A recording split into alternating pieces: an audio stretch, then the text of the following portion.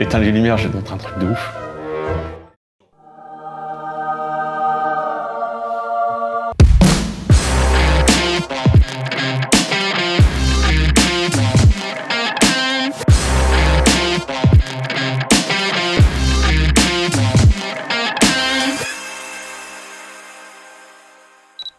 C'est bon? Ouais, ça tourne. Bah c'est bien. Et salut à tous, c'est Sofiane pour DiartPack. Aujourd'hui on s'attaque à un gros morceau, on va parler du 24 mm probe macro de chez Laowa. On est parti. Ah, ça va être bien ça. C'est pas chiant ça? Pourquoi ça fait ça? Le mec il perd ses poils de barbe quoi. Ah c'est ça là? Ah, c'est ça. La chaise aussi elle grince. En fait faut que je sois statique. L'objectif est livré dans une fly case en alu. Franchement, c'est plutôt bien fait. Il est super bien protégé. Même si elle fait légèrement cheap, je pense que ça va pas supporter des gros impacts. Mais franchement, c'est pas trop mal fait quand même. Les mousses sont découpées à la taille exacte de l'objectif. Donc, il craint pas grand chose. Il bougera pas dans la fly. Et normalement, il sera assez sécure dans vos transports. Nous, la mousse, alors l'objectif, on s'en est servi quelques fois. Mais la mousse a déjà craqué. Donc, en termes de longévité, je suis pas sûr. Tu l'as vu ou pas? Donc en termes de longévité, je suis pas sûr que ça va tenir 10 ans, mais le temps que ça tiendra, l'objectif sera assez bien protégé. Alors dans la fly, il y a un câble d'alimentation, je vous explique juste après pourquoi. On a... Putain, mais on est des gros cons, il y a un dimmer pour régler l'intensité de la light. Non, parce qu'en fait, ce que vous savez pas, c'est qu'on a essayé de prendre mon œil en photo et j'ai failli perdre la vue parce qu'il était à fond. Donc vous avez un câble d'alimentation où on peut régler l'intensité. Nous, jusqu'à là, on se disait, putain, c'est super con, c'est pas vendu avec. Et ben si, au fait. Je te jure, ça y est. Et franchement, bah c'est vachement bien. Putain, les télétomies, quoi. Bon. Il y a des petits sachets pour l'humidité, mais ça, on s'en... Et du coup, on en arrive à l'objectif. Alors, l'objectif, il a une forme hyper particulière et c'est ce qui fait qu'en ce moment, tout le monde en parle. C'est qu'il est super long et ça permet de rentrer dans des endroits... Ça permet d'accéder à des endroits jusqu'à là inaccessibles avec des objectifs standards. Par exemple, rentrer dans un ordinateur, voir tous les pros, les ventilos qui tournent, rentrer dans un livre.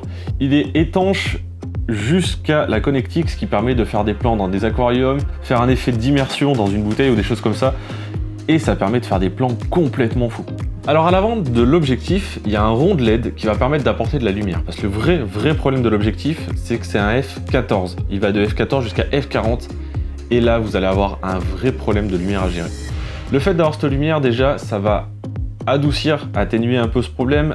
Mais quand même, ça apporte une lumière qui n'est pas super douce et pas toujours hyper esthétique. Donc il va y avoir un vrai travail sur la lumière. Quand on redescend un peu plus bas, on a la connectique. Donc c'est à partir de là que l'objectif n'est plus étanche. La connectique, elle va nous servir à alimenter par une powerbank l'anneau de LED. Ensuite, on va voir la bague pour régler le diaph, donc de 14 à 40, et la bague de mise au point. La bague de mise au point, elle est assez smooth. Le seul truc qu'on aurait trouvé, c'est peut-être qu'elle est un peu courte. Mais sinon, elle est relativement souple. Peut-être il manque un peu de résistance sur les bagues, mais sinon, c'est quand même relativement bien fait. Ensuite, on en arrive à la monture. Alors, il est vendu en standard comme ça pour Sony, Canon et Nikon. Et après pour... Et pour la version cinéma, donc avec des bagues crantées, ça existe en monture PL et Canon.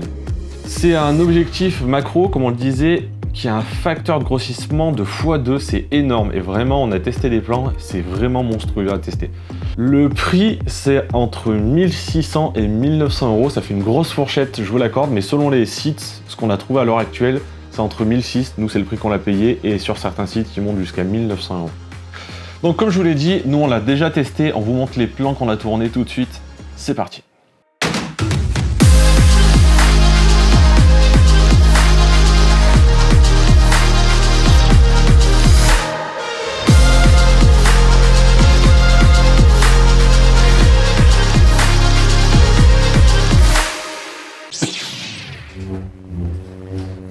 Allez, retour des tests. Oh, c'est un truc de fou. Cet objectif, il est incroyable. On entend souvent dire que c'est trop cher pour ce que c'est, ou juste c'est cher pour ce que c'est, mais c'est un objectif dont on pourra se servir tout le temps. Ça va pas être votre main, ça peut pas remplacer un 35 mm un 50 mm ou un 85, mais on va pouvoir s'en servir pour ajouter du b-roll ou de la macro sur à peu près toutes les prestations. Alors bien sûr qu'en pack shot, ça sera l'objectif rêvé, ou presque. En macro, que ce soit en vidéo ou en photo, pareil, il a beaucoup d'avantages de par sa forme, de par l'éclairage rajouté qui compense certaines lacunes. Je pense qu'au final, c'est un objectif qui reste coûteux, mais qui peut très rapidement devenir pour beaucoup indispensable. Alors après, comme tous les objectifs, il a quelques défauts, même s'ils sont pas très nombreux. Alors, il est étanche jusqu'à la connectique, ça nous laisse quand même pas mal de latitude, mais des moments c'est stressant parce qu'on veut aller le plus proche possible de l'objet, etc. Mais on a quand même peur de remplir la connectique. Et en parlant de cette connectique, des moments sur les tournages, c'est un peu pénible d'avoir ce câble qui pendouille au milieu du slider et tout. C'est toujours un peu stressant de se dire qu'il peut s'embarquer dans le moteur ou dans la courroie. Donc il est peut-être pas forcément hyper bien placé. Et putain, mais ça quand j'y pense, on est vraiment des gros débiles.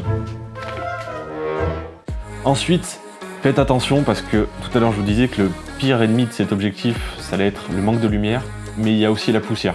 Vraiment, dès que vous chopez la moindre poussière sur la lentille, vous allez le voir directement. Ça va faire des gros blocs, des gros points noirs que vous allez voir seulement en post-traitement. Et de par sa forme hyper longue, il va avoir tendance, si toutes vos rotules, si vos sliders, vos trépieds sont mal serrés, dès qu'on va bouger, il va avoir tendance à shaker aussi. C'est juste dommage à mon sens qu'ils aient pas fait un support ici, comme sur un 70-200 par exemple, qui va permettre de décaler le centre de gravité et qui permettra à l'appareil photo de faire contrepoids et donc de shaker un peu moins. Mais sinon, ça reste un super caillou.